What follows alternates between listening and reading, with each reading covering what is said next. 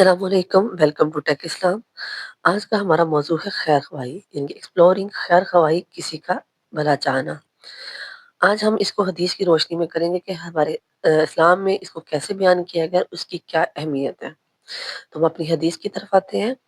حدیث نبوی میں ہے الدین النصیحۃ، مسلم ابو داؤد نسائی کی حدیث میں ہے، جس کا ترجمہ ہے دین خیر خواہی کا نام ہے۔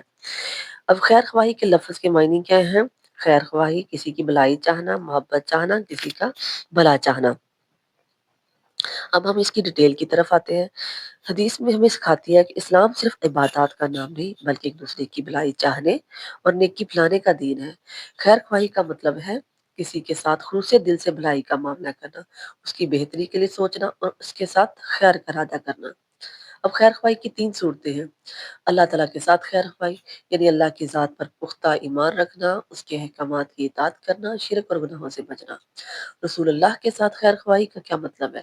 کہ نبی کریم صلی اللہ علیہ وسلم کی تعلیمات پر عمل کرنا، ان کی محبت اور احترام دل میں رکھنا، ان کے لائے ہوئے دین کو سیکھنا اور دوسروں تک پہنچانا۔